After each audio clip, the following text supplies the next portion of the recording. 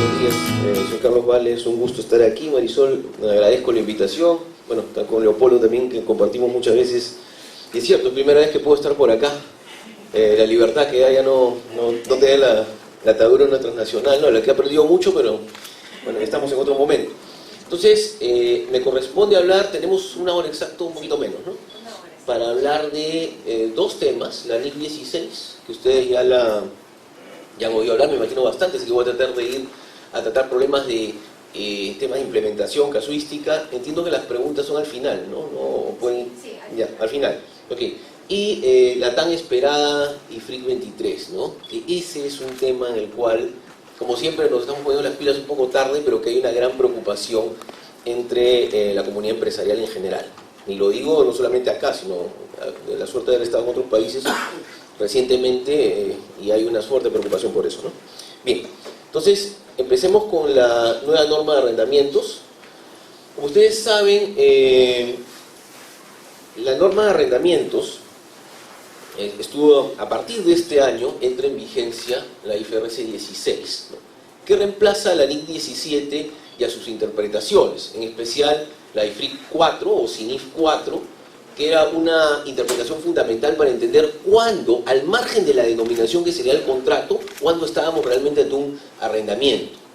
Entonces, primer punto a tener en cuenta, que al margen de la definición legal, o sea, al margen de lo que los abogados se han denominado el contrato, arrendamiento, alquiler, venta, leasing, existen otras formas legales, como pueden ser usufructos, derechos de superficie, comodatos, cesiones en uso, distintas formas que pueden encajar dentro de la definición de arrendamiento, IFRS 16. Y también IFRIC 4 en su momento, pero que ahora algunas condiciones han cambiado. Eso vamos a tratar de hablar en los siguientes minutos. Entonces, ¿qué es lo que ha pasado? Si hacemos una rápida remembranza de qué es lo que ha ocurrido, recuerden que el modelo de NIC 17 planteaba dos tipos de arrendamiento, desde el punto de vista de arrendatarios y arrendadores. ¿A qué me refería? Arrendamientos financieros eran aquellos que transferían riesgos y beneficios al arrendatario. Y por negación, cualquier contrato que no correspondía con esto era operativo. Entonces, había una gran predilección en el pasado, y no solo en el Perú, sino en general a nivel mundial, de que poner la mayor parte de arrendamientos como operativos. Cuando había dudas, se le trataba de dar operativo. ¿Y por qué? Básicamente por la ventaja de que no estaba en el balance. Yo no tenía ni el activo ni el pasivo en el balance. ¿Y por qué me convenía que no estuviera en el balance? Muchas empresas tenían temas de ratios que los afectaban. Otras incluso tenían límites presupuestales para adquirir activo fijo. Ustedes saben, muchas transnacionales, oye, el presupuesto es sagrado, lo más sagrado que hay, uno no lo puede exceder. Y me faltaba infraestructura. Entonces ya había un camino de un renting, de un arrendamiento operativo, era la manera de salirse. Entonces, ¿qué pasaba? Consciente de este tema, el IASB empezó a sacar una serie de precisiones a la NIC 17 para tratar de que la mayor parte de arrendamientos cayeran dentro de la definición de financiero. Pero en la misma medida, los contadores y los abogados siempre buscaban darle vuelta a la norma y ver una salida para tratar de que sean operativos. Pero el IASB se cansó. Y a partir de este año, el grueso de contratos, con dos excepciones puntuales que vamos a ver, desde el punto de vista de los arrendatarios, el grueso de contratos van a estar en el balance.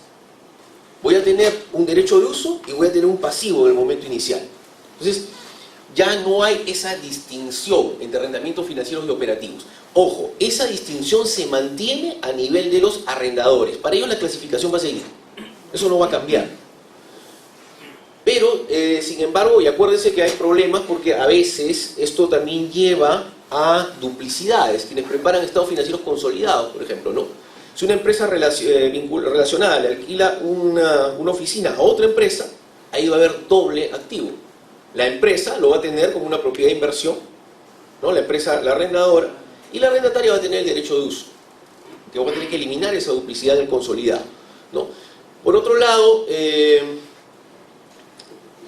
digamos, otro tema también importante a tener en consideración es que mis ratios van a cambiar, mis mediciones también en algunos casos van a ser importantes. En ciertos negocios, si uno alquila una oficina, dos oficinas, una cochera, no hay problema. El asunto es, por ejemplo, ciertas industrias como las que tienen restaurantes, una cadena de restaurantes, una cadena de farmacias, ¿no? Que tengo una gran cantidad de puntos de venta, voy a tener que reflejar esos efectos. Entonces, ojo con ese punto, ¿no? Para tenerlo en consideración. ¿Qué más? Entonces, el punto fundamental aquí, y nuevamente voy a incidir en esto, cuando estoy analizando mis contratos, la definición de arrendamiento de la IFRS 16 señala una serie de preguntas, que son las que debo de hacerme para ver si estoy ante un arrendamiento. Ojo, por ejemplo, yo puedo tener un servicio de transporte que me lo hace un cliente. ¿Qué transporte? Bueno, pueden transportarme personal, me pueden transportar productos. Por ejemplo, si yo soy una fábrica de helados, a mí me transportan solamente helados, y el transportista no puede transportar pescado, ahí está limitado con su activo. Eso lo tengo que analizar, por ejemplo, ¿no? Puedo tener un servicio, un contratista que me asigne equipos permanentemente. Un subcontratista en una empresa minera, o puedo tener también de repente, soy una fábrica y tengo una máquina embolsadora dedicada exclusivamente a darme el servicio. Entonces, tengo que analizar en ese tipo de servicios de diversos que me hacen mis proveedores, tengo que analizar si es que ahí tengo arrendamientos implícitos. Entonces, la primera pregunta es, ¿existe un activo identificado? ¿Qué es un activo identificado? Es un activo que puede estar definido en el contrato, es la máquina de serie tal o el vehículo de serie tal. O puede ser también un activo, ¿no?, que se definan claramente las características, es un activo muy especializado. Ojo, incluso podría darle al cliente, porque es un tema también importante, podría darle al cliente la posibilidad al proveedor de sustituir el activo. Pero si la sustitución no es factible, imagínense, asigno 5 tractores a un campamento minero que está en lo más remoto de la Sierra de Puno. Por más que llegue el contrato de que el proveedor puede cambiarlos, ¿le sale al proveedor rentable hacerlo? No. Si no le es oneroso, también el activo está identificado. Entonces, ojo con ese primer punto. Otro tema, si se cumple esa condición, vamos a la siguiente. ¿Tiene el cliente el derecho a obtener sustancialmente los beneficios económicos? Ahí también tenemos que ver qué se entiende por los beneficios económicos. Vamos a suponer, un caso que estábamos viendo hace poco, también en otra empresa que tenía una minera. Bueno, tenía toda el área de su concesión y tenía un tractor de un proveedor que le hacía un servicio de mantenimiento de una carretera. Pero la carretera era una parte dentro de su concesión, zona privada, vamos a decirlo así, y la otra era comunicada con un pueblo. Entonces, ese tractor no estaba beneficiando exclusivamente al cliente, porque por la parte pública de la carretera pasaban un montón de personas, ¿no? Lo mismo, puede haber un tanque que me dicen, sí, el tanque 10, ¿no?, ahí está guardando petróleo, combustible, pero ese tanque, aparte de mi empresa, lo comparto con otras. Entonces, ahí no se cumple la condición. ¿Okay? Entonces, voy descartando los casos. Vamos a suponer que se cumple. Siguiente pregunta. ¿El cliente tiene, el proveedor, buena parte del derecho a dirigir la forma y finalidad del uso del activo a lo largo del periodo del contrato? Esto es fundamental. ¿Quién decide cómo se usa el activo? El qué y el cómo. ¿Cómo lo dirijo? Si la dirección la tiene el cliente, entonces debe cumplir con las características de un arrendamiento. Porque es el cliente que decide el uso del activo. Oye, esta máquina va a servir, no sé, para hacer un trabajo en esta situación, va a producir de noche, va a producir de día, qué insumos le pongo, qué va a fabricar. Eso es un tema para ver. Después, si esa decisión no la tiene el cliente, sino el proveedor, entonces ese es un servicio. No se cumple la condición. Y la última son los contratos más complejos, que son los llamados contratos predeterminados. El contrato señala, por ejemplo, claramente qué es lo que debe hacer, qué se va a hacer con el activo. ¿En qué horas hace el servicio de transporte? ¿En qué horas la central hidroeléctrica inyecta energía a un campamento? Señala específicamente, ¿no?, cuáles son los usos que se le tienen que dar al bien. Entonces, en esos casos, lo que se tiene que ver es si quién es el que maneja el activo, quién es el que opera el activo. Entonces, hay veces que, digamos, una máquina que hace una planadora, una máquina que puede hacer algún servicio, el chofer, el operario, es de la empresa del proveedor, ¿no? ¿Quién decide el uso principal? ¿No? Entonces, es un contrato predeterminado. ¿Qué más? Podría pasar también que el activo es tan especializado que los diseños específicos los ha hecho el cliente. Entonces, esa también es una forma de decidir el uso, por más de que ya la forma en la que opere esté predeterminado. Entonces, a lo que voy es que cada contrato tiene que ser objeto de un exhaustivo análisis. Eso es fundamental. Cada contrato es un mundo. No sé, Leopoldo, tú que has visto de varios casos, suele pasar eso, ¿no? Sí. Cada contrato es un mundo, cada contrato hay que analizarlo. Un primer tema para llevar exitosamente una implementación de esta NIF es hacer un inventario de los contratos. ¿Mi empresa tiene un área centralizada de los contratos o los contratos están dispersos por todas las obras, por todas las dependencias? ¿Mis contratos están actualizados? A veces las adendas no están actualizadas. Ojo, estuve en reuniones internacionales sobre este tema y, por ejemplo, decían que si el contrato no está actualizado, no podría estar bajo los alcances de NIF 16. A veces, por ejemplo, firmo con un cliente un arrendamiento y no lo renuevo. El contrato de la última versión hace 6 años. Ahí también tengo un problema para aplicar esta norma. Bien. Ahora, ¿cuál es lo más importante del modelo? El modelo, básicamente, es una cosa bastante sencilla, vamos a decirlo así.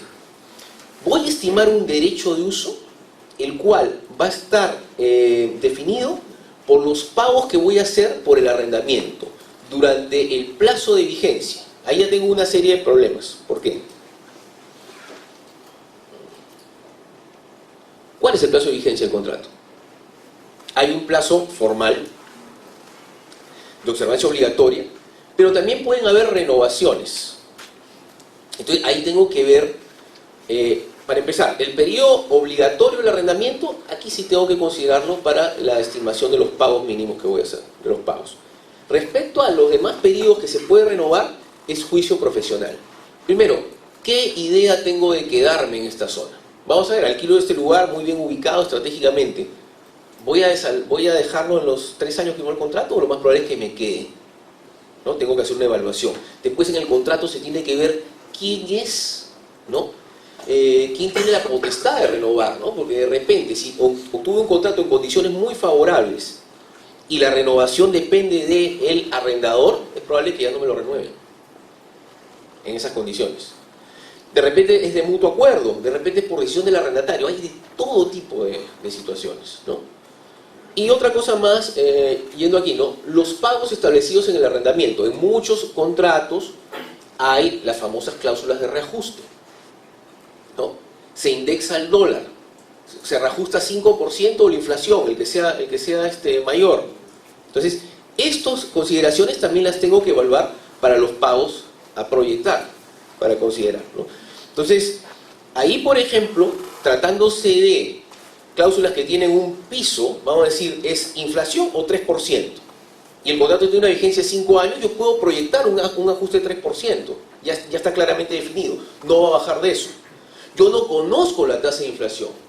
Entonces, lo que me dice la norma es cuando sale, imaginemos, estoy en el año 1, yo no conozco la tasa de inflación, en el momento 0. Pero cuando estoy al cierre del año 1, ya sé la tasa de reajuste de las siguientes cuotas. Entonces, ahí ya la proyecto. Pero lo que es cierto, lo que ya lo conozco claramente, lo voy a considerar para esta proyección. ¿Ok? ¿Qué más? Y efectivamente, el modelo lo que me lleva es a registrar un derecho de uso y un pasivo en el momento inicial. Ese derecho de uso lo puedo reajustar en el tiempo. Lo puedo reajustar, ¿no? Veo que toman fotos, creo que le vamos a pasar el material, ¿no? Sí, no se preocupen por eso, ¿no? Sí. Es mejor, sí. Entonces, el derecho de uso se va a ir reajustando en el tiempo, pero hay otra cosa más. Esos pagos de arrendamiento que tengo, los debo de traer a valor presente. ¿Ok? A valor presente, ¿no? Considerando la tasa implícita del arrendamiento y si no la tengo, ¿no? La tasa incremental que tendría, o sea, cuánto, que es lo más común. Si la empresa se endeuda en el banco por un flujo similar, ¿a qué tasa le darían? ¿No? Y eso es lo que debo de considerar. Entonces, hecho esto, tengo el derecho de uso. Y este derecho de uso, en ciertos casos, ¿no?, voy a tener que hacer ajustes simplemente por reajusto el derecho de uso y reajusto el pasivo correspondiente. Y en otros casos el ajuste está con el resultado del ejercicio. Lo más común en nuestros medios es que estemos ajustando derecho de uso y pasivo, ¿no? ¿Qué más? Otros temas, pero a ver, un poco menos. Ok. Entonces, el derecho de uso que yo reconozco en el momento 1 va a ser objeto de amortización. ¿En qué periodo? Durante el plazo de vigencia del contrato. ¿Ok? Pero acuérdense que lo que antes en un arrendamiento operativo tenía como gasto de alquiler, ahora se va a escindir en dos partes.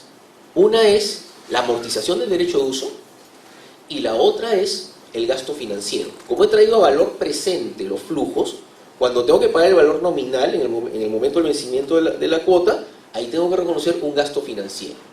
Y ahí en muchas empresas hay toda una duda respecto a ¿y este derecho de uso, la amortización vale vida? El gasto financiero, entonces lo tengo que mostrar después del resultado operativo. ¿No? Y eso es importantísimo para los bonos de algunos, para medir el rendimiento, etcétera, etcétera. Entonces, ahí lo primero que tengo que decirles es que las NIF no tienen definición de vida y que mucho es interno de la compañía. Lo que he visto en varios negocios que han tenido discusiones fuertes sobre esto es que, oye, efectivamente el resultado operativo puede mejorar, pero no es por eficiencia de la gerencia. Entonces, para el cálculo de los bonos no lo están considerando, ¿no? Porque si no, daría lugar a un bono sin mérito propio, no gracias a la NIF. Entonces, esa no es la idea, ¿no? Entonces, ojo con ese tema también, ¿no? ¿Qué más? Quería mencionar también las excepciones, ¿no? Hay dos casos puntuales en los cuales este modelo no aplica. ¿Okay? El primero tiene que ver con aquellos contratos cuya vigencia no exceda los 12 meses. Pero ojo, que no excedan los 12 meses en el sentido que con todas las renovaciones que puedan haber. Porque hay muchos que están tratando de sacarle la vuelta a la norma diciendo, no, a un contrato a 12 meses y el siguiente año vuelvo a hacer. Eso no es. A menos un auditor serio no le va a aceptar eso. Así de sencillo, no les va a aceptar ese tema. Entonces, son contratos que efectivamente son a corto plazo, o son contratos sumamente intermitentes. Por ejemplo, he visto casos en los cuales a un contratista le piden poner un volquete, y lo pone el mes de junio y julio, al año siguiente lo pone en el mes de abril y mayo, y así. Entonces, ahí hay una separación en el tiempo y no hay ningún problema. Eso sí podrían estar acá, porque cada uno es un contrato distinto, no hay continuidad. ¿Okay? Y la otra excepción tiene que ver con los bienes de menor cuantía. ¿Okay? Ahí también hay toda una discusión sobre esto, ¿no? ¿Por qué? ¿Qué es un bien de menor cuantía? A ver, el párrafo 100, si no me equivoco, los fundamentos de la conclusión de la NIF 16, señala que hay un monto referencial, que es $5.000. Pero ojo, es un monto referencial. Cuando yo digo referencial, tampoco quiere decir que queda a libre albedrío de las empresas. Porque una minera me decía, para mí un monto referencial debe ser $1 millón. No, esa no es la idea. Esa no es la idea. Deben de ser bienes menores, bienes que cualquiera de nosotros, o sea, por criterio, se lo podría comprar. Yo me puedo comprar una computadora, yo me puedo comprar un equipo celular, pero no me podría comprar con mi sueldo un camión, ¿no? Ni una retroexcavadora. Entonces, esos no son bienes que estén bajo esta excepción. ¿Okay? Y la excepción se mide por el bien considerado individualmente. ¿Qué me refiero? El bien solito. Y es indiferente que la empresa tenga, por ejemplo, 10 computadoras a que tenga 500.000 computadoras. La excepción se mide por el bien. Y el bien en condición de nuevo. Entonces tiene que estar, el precio, ese referencial es cuando el bien es nuevo. ¿Okay? Y otro tema adicional, tiene que ser un bien que individualmente se pueda utilizar. Porque hace poco me pasó con una empresa textil, un caso que creo que también lo he comentado antes, que ellos querían hacer esta excepción por los motores. Tenían un parque de motores en arrendamiento y ellos querían decir, bueno, pues que el motor vale menos de 5.000. Sí, pero el motor solito no trabaja. Es parte de otro equipo principal. Entonces, no procede esta excepción. ¿Okay? Este es otro caso común para ustedes. Muchos van a tener esto. Los subarrendamientos. No, ustedes, es muy común que una empresa de grupo arriende una instalación y a su vez se las arriende a otras compañías de grupo, pequeños pedazos. Ahí hay toda una discusión en un tema importante.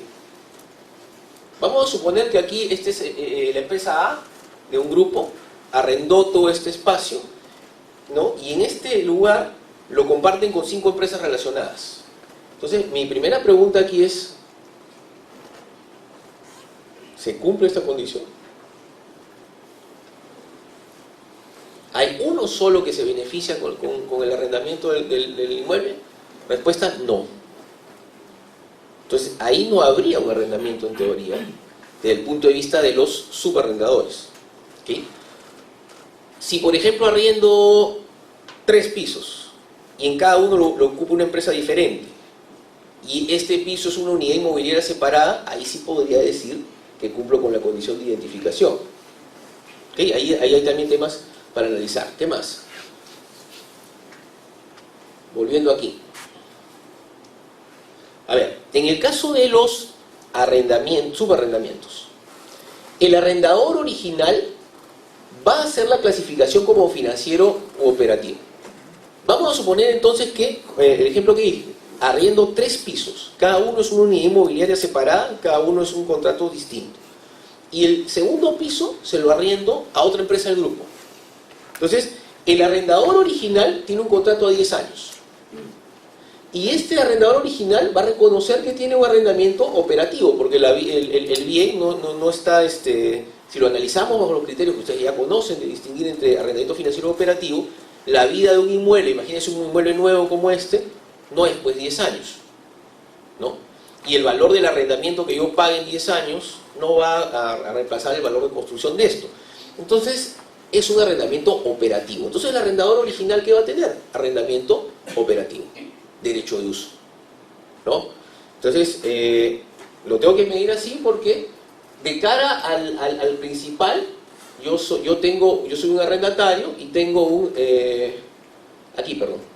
Aquí se me estoy confundiendo. El arrendador original es el dueño del bien, ¿ok? Entonces el arrendador original clasifica este piso como una propiedad de inversión, si es que lo está arrendando de forma operativa. El arrendatario intermedio lo que tiene es un derecho de uso, ¿ok? Pero ese derecho de uso es por 10 años. Y yo a su vez se lo subarriendo a una empresa relacionada también por 10 años. Entonces, la paradoja de acá es que respecto al arrendador original yo tengo un derecho de uso. Pero como yo después se lo subarriendo al otro por todo el plazo de vigencia del derecho de uso, yo lo que hago es un arrendamiento financiero del derecho de uso. ¿Ok? Entonces yo tengo que darle de baja al derecho de uso y reconocer una cuenta por cobrar. Entonces, el modelo al final del derecho de uso solamente lo va a reconocer el subarrendatario, el último. ¿Okay? Entonces yo le doy de baja aquí, o sea, reconozco en el momento 1, derecho de uso. Después evalúa, pero ¿qué condición tiene este derecho de uso? Porque yo a su vez se lo estoy arrendando a otro. Clasifica como arrendamiento financiero, porque se lo doy por todo el tiempo. Es más, en realidad este me cobra 100 y yo a este le cobro 110. Entonces yo aquí tengo que reconocer una cuenta por cobrar como un arrendamiento financiero. No es un arrendamiento operativo, y este reconoce el derecho de uso. Entonces, he visto que hay bastante confusión de las empresas respecto a este tratamiento. Bien, solo antes de entrar en FRII 23, porque el tiempo es corto, el periodo de vigencia. Norma entra en vigencia NIF 16 este año. Las formas de presentar digamos, de hacer la transición, hay 3 métodos, vamos a decirlo así. El primero es aplicar NIC 8 y reestructurar la información como si la norma hubiera estado vigente desde el inicio. Esto es mucho más complejo. Entonces muchas compañías están optando por el método modificado, en el cual el efecto lo reconozco contra resultados acumulados el 1 de enero del año 2019 en nuestro caso. ¿Okay? Pero ahí yo también tengo 2 opciones. ¿Cómo mido el derecho de uso? Tengo una posibilidad, el derecho de uso lo puedo medir como si se hubiera calculado desde el inicio del periodo, desde el inicio de la vigencia de los arrendamientos, con lo cual no va a coincidir el pasivo con el derecho de uso y cualquier efecto va contra resultados acumulados, o la más sencilla, la más recomendable para muchas empresas también, equiparar el derecho de uso al valor actual del pasivo, ¿no? Del capital, digamos, de la obligación. Entonces, ese es el más recomendable y que lo están haciendo la mayoría de empresas. O sea, en el primer año del 2019, derecho de uso y pasivo nacen por el mismo valor, ¿no? Esa es la otra posibilidad. Entonces, en resumen, tenemos una norma que entenderla no es difícil. Lamentablemente el tiempo es muy corto ahorita para poder hablar en detalle, pero entenderla no es difícil. Es una norma que sí tiene impacto en la gran mayoría de compañías. El truco está en, primero, estar con todos mis contratos, que no se me pasen. O sea, si hablo del alquiler de un equipo, un leasing, en los leasing no va a haber cambio. Pero si hablo, por ejemplo, de estos servicios con clientes, es muy probable que todos ustedes tengan arrendamientos implícitos ahí y no los hayan identificado antes. Es probable incluso que estos arrendamientos ya hayan tenido que haberse contabilizado bajo IFRIC 4, bajo la interpretación anterior, ¿no? Pero conversen con las áreas. Yo he visto casos de empresas del sector fabril, por ejemplo, que han empezado un año antes, a hacer un inventario de todos los contratos que tenían, de todo tipo, que podían ser sospechosos de entrar bajo esta norma. Y de a poco los han ido limpiando, de a pocos. Nunca ha faltado la pregunta, oye, ¿puedo hacer un cambio al contrato para que no caiga en la norma? Nunca ha faltado esa pregunta. Depende de lo que se pueda negociar. Sí se pueden hacer modificaciones en algunos casos, pero eso ya es una cosa que tiene que estar debidamente soportada, ¿no? Y ojo con el efecto en los ratios. Acuérdense, por ejemplo, que si ustedes, esta norma hace que un ratio cambie, tienen que tramitar la dispensa, si por ejemplo no cumplen un ratio. Tienen que tramitar la dispensa con la debida anticipación, ¿no? El famoso waiver. ¿Por qué? Recuerden que los auditores tienen una cosa muy clara. Vamos a suponer que infringiendo el ratio, ustedes hacen que la deuda se vuelva, lo que era deuda a largo plazo, se vuelva deuda corriente. Ustedes no van a querer que el informe muestre, digamos, eso, ¿no? Entonces, lo que hacen las empresas es, buscan la dispensa del banco. Pero la norma contable es clara. Si la dispensa no tiene fecha hasta la fecha de presentación financiero, o sea, vamos a suponer que la dispensa la obtengo el 3 de enero, no me sirve para corregir el 31 de diciembre. Ninguno señala que la dispensa tiene que estar determinada a la fecha, máximo a la fecha del balance que estoy reportando. ¿Ok? Cuidado con eso, porque he visto casos de empresas que han sido objeto de observación. Han cambiado hasta de auditores, pero no han podido cambiar de dictamen. Ojo con eso. Ojo con eso. Bien. Entonces, pasamos ahora a esta norma, a esta interpretación realmente, para conversarla.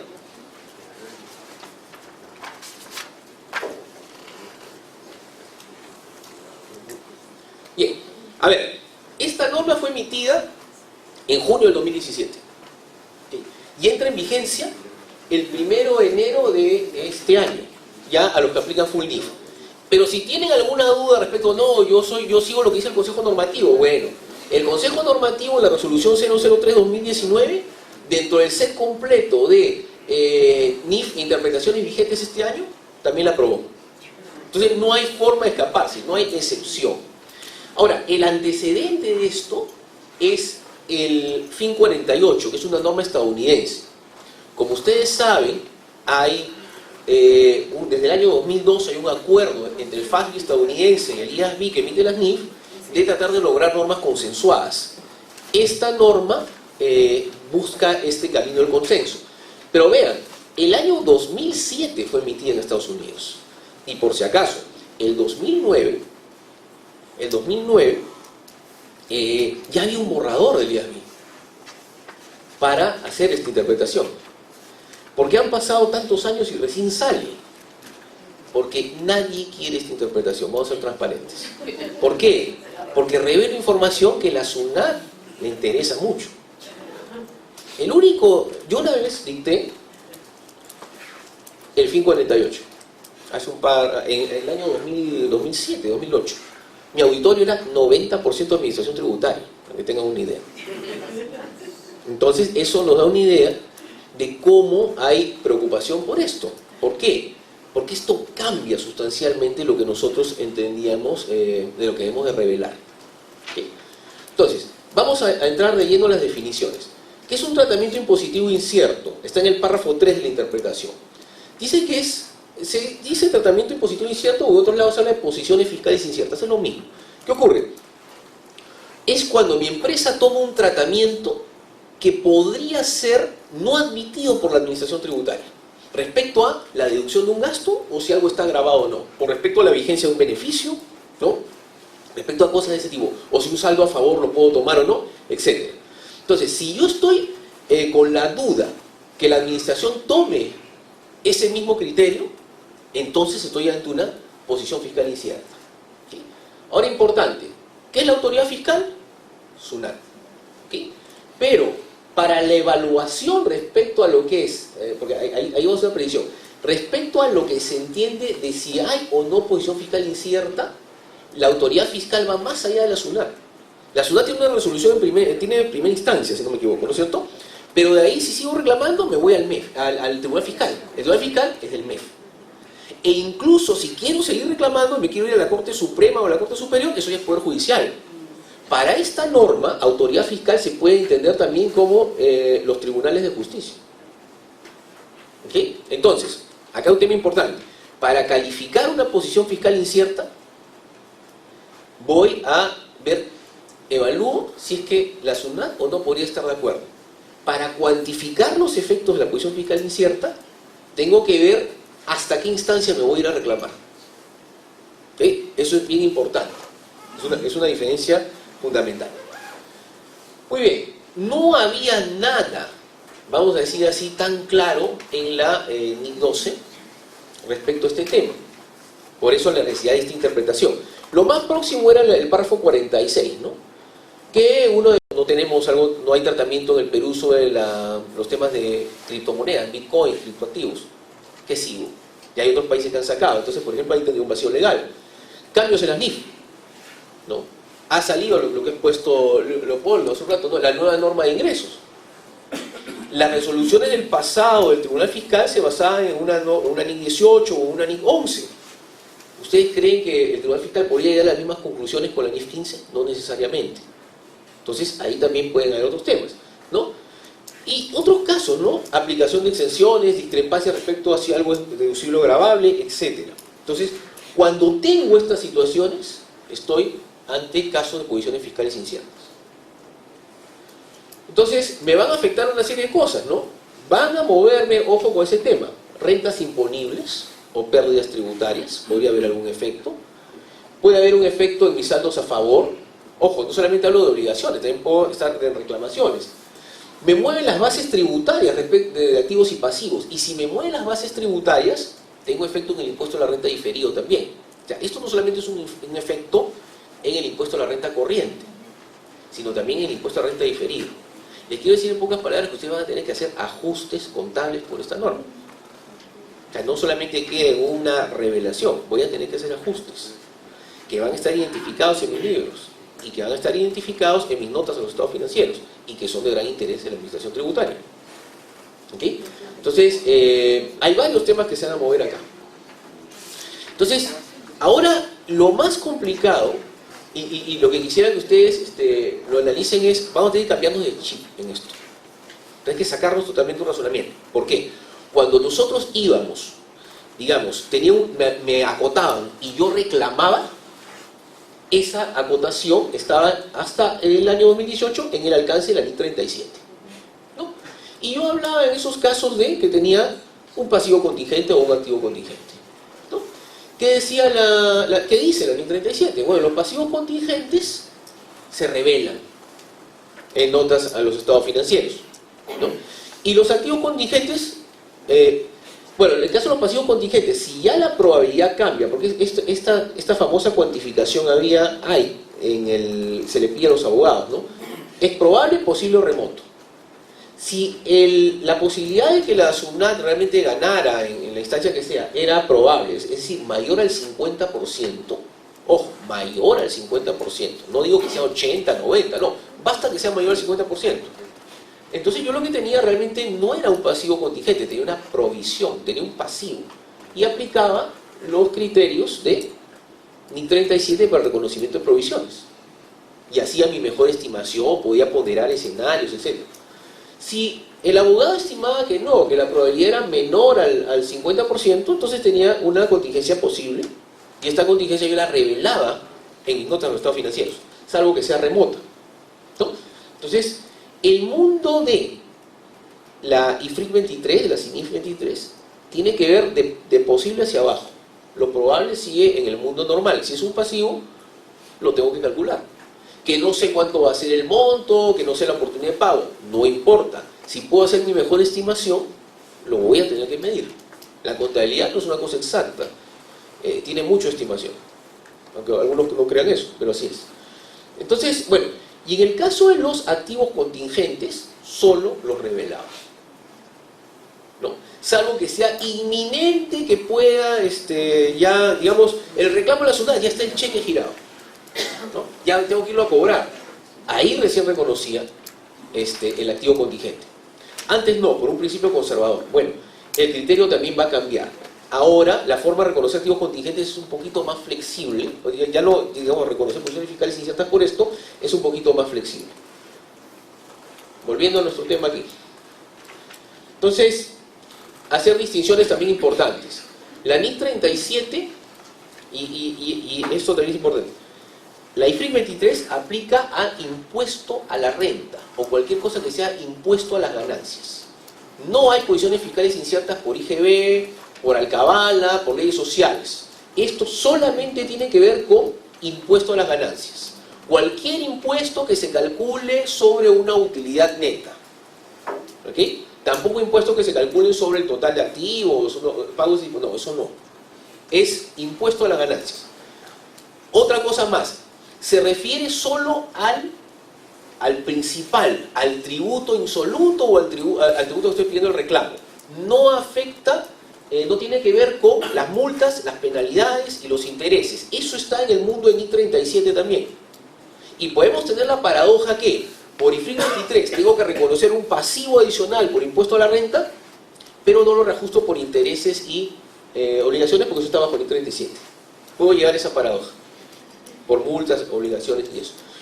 Entonces, otra cosa que es fundamental, yo estaba acostumbrado a reconocer los temas de revelación de acotaciones solamente por lo que efectivamente me habían acotado, obviamente, ¿no? Entonces, si a mí me acotaron el año 2015, eso iba en mi nota y decía que era posible, que pensaban ganar, lo que sea. Bueno, posiciones fiscales y esta es diferente. Si te acotaron el 2015, tú tienes que ver si en los siguientes años, todo lo que está abierto a revisión fiscal, si te podrían acotar por lo mismo. Independientemente que la SUNAT te haya revisado o no. O sea, la norma hace caso omiso al riesgo de detección, la interpretación. Hace caso omiso al riesgo de detección. Entonces simplemente debo de reconocer la medición por todos los años que no hayan prescrito. ¿Ok? Y otra cosa más, que es peor que eso.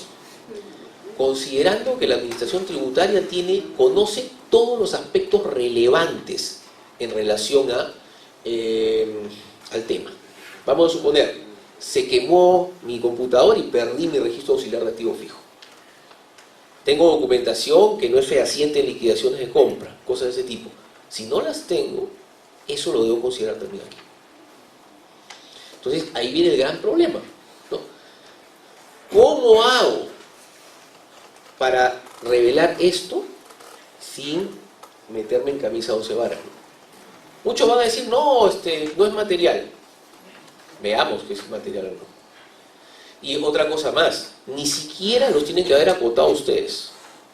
Vamos a suponer que ustedes son pesqueros y sale una jurisprudencia obligatoria que tiene que ver con el tema de pesca.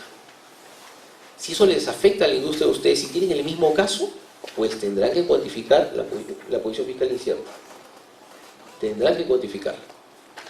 ¿Ok? Tendrán que revelar el tema. Bien. ¿Qué más? Como les dije, en el pasado, bajo NIC 37, solamente me circunscribía a lo que me habían acotado y se registraba una provisión. Esa provisión la mostraba como un gasto operativo, si era muy importante, en una línea separada, ¿no? Y las multas e intereses generalmente iban también en la misma línea. todo junto. En este caso ya va a ser distinto. El tributo va a la línea de gasto por impuesto a la renta, a la línea de impuesto a la renta del estado de resultados. Oye, pero no cuadra con mi IJ. No tiene nada que hacer, porque tiene que ver con posición fiscal incierta y también apunta a la misma línea. Las multas podrán estar como gasto operativo y los intereses que pago como gasto financiero. Entonces hay otra forma también de presentar. Ojo con eso. ¿Cómo se calcula? Bueno, ahí vamos a ver algunos casos. La NIC 37, como decían, clasificada en probable, posible y remoto. Entonces, para todos los que son de posible hacia abajo, pasan bajo esta norma, como dije, bajo esta interpretación. Y ahí tengo dos formas de determinar el efecto. El método del importe más probable y el método del valor esperado. ¿Sí? Cada uno es distinto y no es una opción de política. Tengo que ver qué es lo que tenga más relación con la situación que estoy analizando. Ahí está. ¿Qué es el valor esperado? Es la suma de los importes ponderados por su probabilidad, ¿no? Entonces lo que hago es cuantificar escenarios. Hay un 20% que me acepta en toda la deducción. Hay un 30% que me acepta en el 80%, y así voy ponderando. ¿En qué caso se aplica esto? Cuando, por ejemplo, no existe un criterio uniforme de la administración tributaria, o, por ejemplo, los fallos del Tribunal Fiscal. A veces las salas no fallan igual. Entonces, por ejemplo, ahí tengo que ver esa evaluación. Ese es el valor esperado. Y el importe más probable es el caso en el cual hay un solo resultado que se destaca nítidamente por encima de todos. Por ejemplo, la probabilidad de que me acepten el beneficio al 100% es 80%. En ese caso, ese resultado destaca y no tengo ningún problema. En ese caso van a aceptar toda la deducción. No hay un umbral en la IFRIC 23. En US GAAP, en cambio, sí, como le dije en FIC 48, sí existe un umbral, que es el 75%. Entonces uno, por aplicación, cuando uno tiene un vacío en una norma, puede, de acuerdo a NIC 8, utilizar otros pronunciamientos de estos emisores. Lo más común es utilizar US GAAP. Entonces, si tengo algún hecho cuya ponderación esté por encima del 75%, lo recomendable es que ese sea el importe más probable. Esto también aplica en situaciones en las cuales el resultado es dual, o sea, es sí o no. ¿Cuánto es por sí? ¿Cuánto es por no? En esos casos también se va a considerar. Entonces vamos a hacer un ejemplo muy simple, ¿no? En la vida real es mucho más complejo, pero vamos a suponer.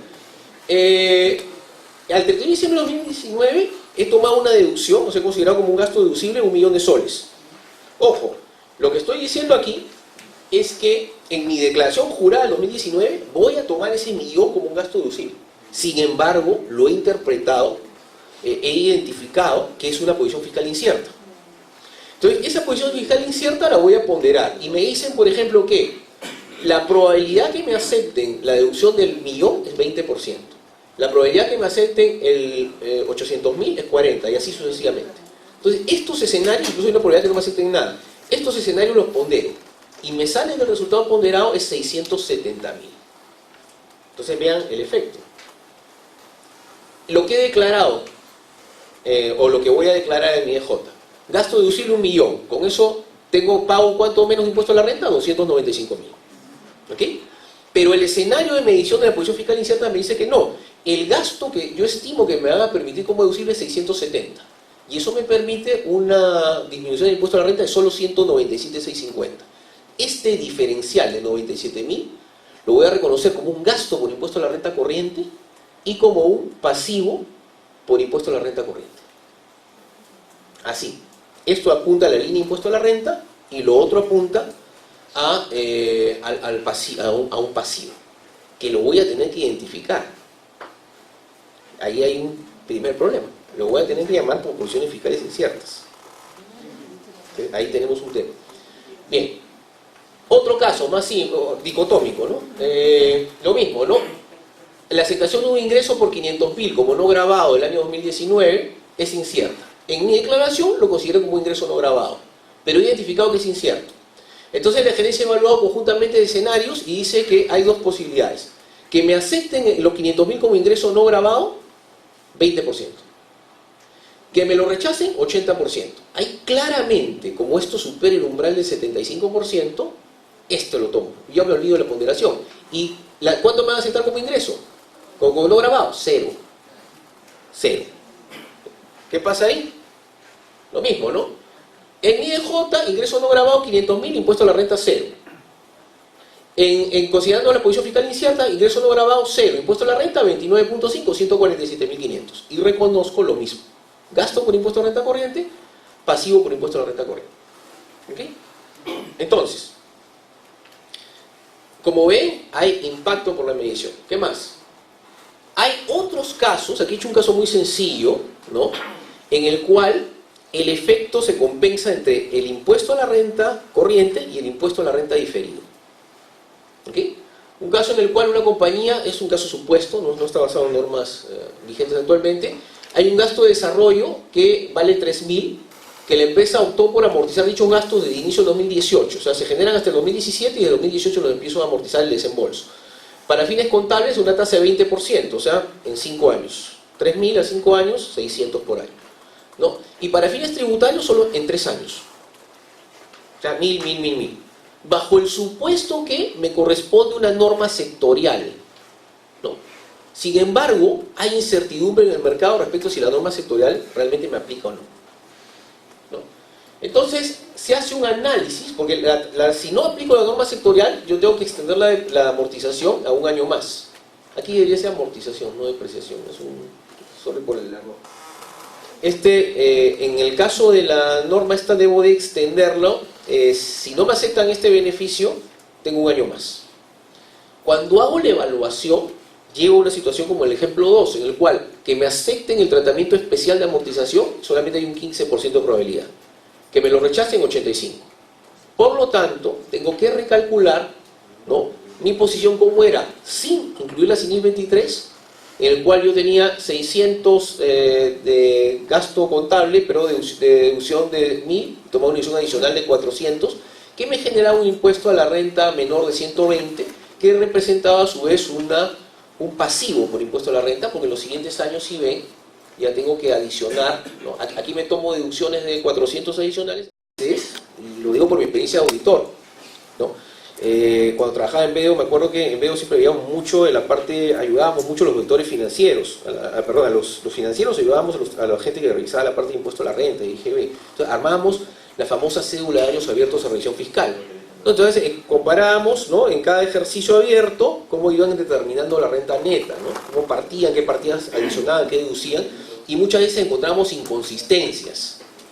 ¿Por qué? Porque de repente cambiaron de asesor, cambiaron de contador, hasta a veces los papeles se perdieron, situaciones de ese tipo hay.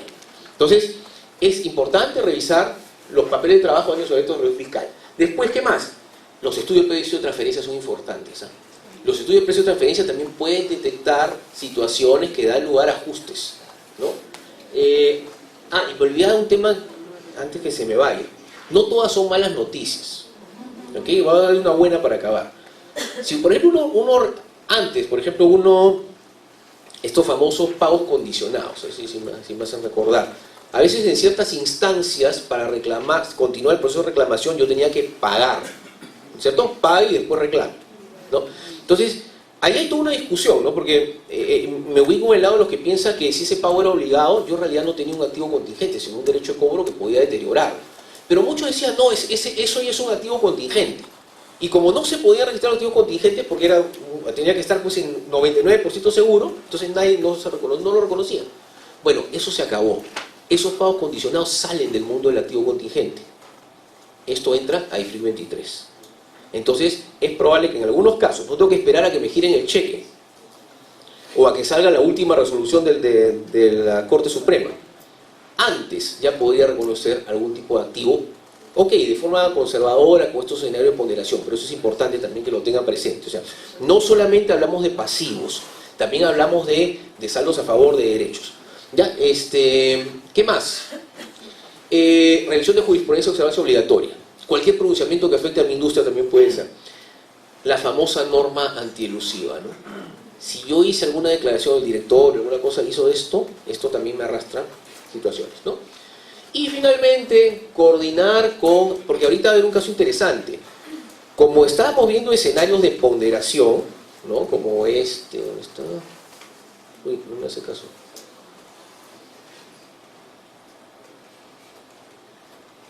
A ver, vamos por aquí. No. Este. Como había escenarios de ponderación, esa pregunta los auditores se la van a hacer a sus abogados que ven los casos. Antes, la famosa carta de circularización que le hacían a los abogados decía, ¿no? Por favor, informe si conoce contingencias del negocio y si son probables, posibles, remotas, los procesos judiciales que ha visto. Ok, eso va a seguir para todos los tributos, menos para impuesto a la renta, porque en impuesto a la renta van a pedirle a los que ven los casos específicamente que hagan esta ponderación. Y para mí los abogados, muchos no conocen IF 37, peor va a ser con este IFRIC 23. Entonces conversen con ellos, ¿no? Conversen con ellos para que por favor se fijen lo que van a responder, porque lo que respondan puede ser muy trascendente con efecto a los estados financieros de ustedes, ¿no? Entonces eso también es algo nuevo a lo cual nos vamos a tener que convivir a partir de este año.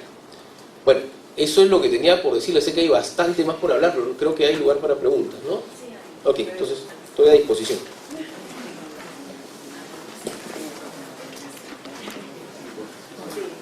A ver, ¿alguna pregunta? Deben de tener muchas, ¿ah? ¿No? No sean tímidos, por favor, aprovechen. Sí. Sobre la NIF 16, bueno, nosotros ofrecemos servicios de ingeniería, ¿ya? Y siempre tenemos dos valores bien definidos, ¿no? Lo que son las HH, las horas hombre que vendemos, y prestaciones accesorias para hacer un servicio, como son a veces visita a terreno o si es un trabajo, un servicio de supervisión, tenemos que tener vehículos y a veces los contratos son 2 años, 3 años, efecto ahí, pero los recupero generalmente de cara al cliente, porque le digo, eso es un gasto reembolsable, eso no forma parte de mi servicio, digamos, ¿no? Porque lo que tú quieres es un informe, una ingeniería básica, una ingeniería de detalle, pero necesito esto, necesito movilizarme durante todo el tiempo, ¿no? Y lo recupero vía gastos reembolsables. Por eso. ¿Aplica desde ese punto de vista hacer ese análisis? En el caso de ustedes son los proveedores, es lo que entiendo. Claro. Entonces, en el caso de ustedes, no tienen que reconocer ningún derecho de uso, ustedes tienen el activo. Pero por NIF 15 sí van a tener que separarse. Hay un componente de arrendamiento, lo van a tener que abrir del resto. No iría por reembolso, de gastos. Los activos no son míos. ¿De quién son? Yo contrato a una empresa que me alquile, porque mi negocio no es En ese caso, si tú los contratas, ahí sí tendrías el derecho de uso. Tendrías que medirlo. Porque los voy a revender vía recuperación de reembolsables. Por eso, tú les transfieres ¿va a haber una transferencia de propiedad al final del término del contrato? No, solamente necesito la camioneta para movilizar a mis profesionales, Ajá. nada más. ¿Y que al final a quién se la devuelves? Al propietario, al proveedor. Al proveedor. Claro, pero tienes un derecho de uso por el vehículo durante el tiempo que esté vigente. ¿Sí? Ahí tendrías que verlo. No va a ser tan fácil salvar, salvo que la camioneta, por ejemplo, no sea siempre la misma, ¿no? No, sí. Ya, si es la misma es un poco más difícil. Hay el tiempo también, ¿no? Si son por 4 meses, 5 meses, ¿no? 2 años, 3 años. No, ahí sí ya está un poco más complicado. Y solo para complementar la parte de la NIF 16, nosotros en Quantum hemos desarrollado posición como firma respecto al tratamiento tributario, y nuestro tratamiento es que, como dije al inicio, al igual que la NIF 15, son distintas normas, ¿no? Y lo tributario siempre privilegia el derecho de propiedad. Por lo tanto, si no es mi activo, yo no podría depreciarlo. Peor aún, si es que no tengo un comprobante de pago que acredite el costo de adquisición, que es el que exige la ley de renta para que yo pueda depreciar. En consecuencia, ni este tema de derecho de uso, ni de depreciación, ni de gastos financieros que están dentro de todo este cálculo que comentaba Carlos, tendría ningún impacto tributario, con lo cual también vamos a tener un tratamiento distinto entre el tratamiento contable y tributario, ¿no? Atrás creo que tenían otra pregunta. Sí. ¿Puedes ¿Puedes hacer tu pregunta? Sí.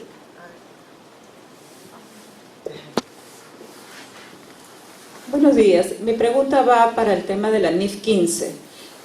Había un ejemplo en el cual decía que si yo tengo un contrato o una venta que voy a darle una condición de que podría devolver en 3 meses, decía que recién a partir de ese entonces yo podía reconocer el ingreso. Entonces quería saber qué sucede tributariamente, ¿no? Y por otro lado, cuando hablaba del interés implícito, decía que teníamos que verificar que este sea en función al mercado que cada negocio tenga. ¿Qué sucede si ese interés está por encima o por debajo, ¿no? Tributariamente. A ver, esa te la respondo yo. Está bien, con el perdón de los expositores, evidentemente este tema tributario se lo respondo yo, ¿ya? En la NIF 15, si es que tenemos un tema de plazo que le estamos dando al cliente para que él recién decida la compra, evidentemente el momento tributario del reconocimiento del ingreso será el momento de la entrega del bien. No tendríamos nosotros que esperar esos 3 meses para que el cliente recién lo decida. En ese caso, ¿por qué? Porque para el devengado tributario, en la enajenación de bienes, lo que nace la obligación en el momento de que el cliente tenga el control del bien o el momento de transferencia del riesgo de pérdida del bien. Y desde el Código Civil, la transferencia del riesgo de pérdida del bien se da en el momento de la entrega. Entonces, eso obviamente siempre y cuando no estemos en un caso de consignación, donde transferencia de dominio no existe, ¿no? Eso por el lado de la NIF 15. Por el lado también de la NIF 15, si es que tenemos algún componente financiero implícito, acuérdense ustedes que desde el punto de vista tributario lo que vamos a privilegiar es lo jurídico. Y el acuerdo entre las partes no ha tenido ninguna cláusula de acuerdo de financiamientos ni de gastos de ninguna naturaleza. Por lo tanto, el mundo de lo implícito, el mundo de lo subjetivo, el mundo de las estimaciones en materia tributaria no tienen cabida. Entonces con eso ahí también tenemos un tratamiento distinto. ¿Algo más? ¿Una última? Sí, allá al fondo, porque por el tiempo que nos gana, sí. Respecto al impacto significativo como derecho de uso en moneda extranjera, el ajuste de diferencia en cambio, ¿qué impacto tributario tendría? Y respecto al ITAM. Sí, seguimos con lo tributario. No existe, nuevamente, en lo tributario. Para efectos de lo tributario, la premisa es, número 1, ese activo en derecho de uso no es activo para el mundo tributario. Por lo tanto, si no es activo en el mundo tributario, ni el derecho de uso, ni la depreciación, ni ningún tema de impacto o diferencia de cambio alterarían el manejo de ningún activo ni de ninguna depreciación. Número 2, para el ITAM, acuérdense que entre idas y vueltas que han habido entre posiciones de SUNAT, informes de SUNAT, resoluciones del Tribunal Fiscal, finalmente la posición de SUNAT, ¿cuál es? Que el ITAM, cuando se dio como ley, lo que indicó es que los activos tenían que ser a valores históricos. Y entonces se entiende que si yo no he adquirido ese bien, que no tiene un costo de adquisición histórico, por lo tanto tampoco formaría parte de la base imponible del ITAM. ¿Okay? Bueno, y yo sé que se han quedado con muchas preguntas. Solo una precisión, el derecho de uso es un no monetario, por lo tanto se calcula en el momento inicial a ese valor, o sea, el tipo de cambio. El problema de la diferencia de cambio está en el pasivo por arrendamiento, ¿no? El impacto tributario no tiene. Tienen ustedes nuestros correos, tienen ustedes el folder donde les hemos alcanzado algunos materiales de desarrollo de nuestra firma. Al final, pon Carlitos la última diapositiva, al final también tenemos el correo, les vamos a alcanzar las diapositivas del día de hoy. Tienen el correo de consultas para nuestro expositor Leopoldo Sánchez, que es nuestro gerente de consultoría en NIF, en Quantum, y tienen también el correo de Carlos Valle en la firma Antut Advisors. Y desde ya ofrecerles y poner a su disposición, ustedes saben que tenemos a muchos de ustedes en nuestra cartera tributaria y evidentemente somos los llamados a apoyarlos en ese listado y en ese checklist de posiciones tributarias inciertas, y también tenemos pues el apoyo de nuestra área de auditoría financiera para apoyarlos con el cálculo de la NIF 23, de la NIF 16 y de todos estos cambios que hay. Y solamente para cerrar, Pedirles un fuerte aplauso para nuestros expositores. Gracias por su participación. Llenar las encuestas que siempre nos ayudan a ver qué temas de interés y qué temas desean. Y al terminar, entregar la encuesta y los espera un delicioso coffee break para que puedan, bueno, ya un coffee final, para que puedan disfrutar. Muchas gracias por su atención y nos estamos viendo en una siguiente oportunidad.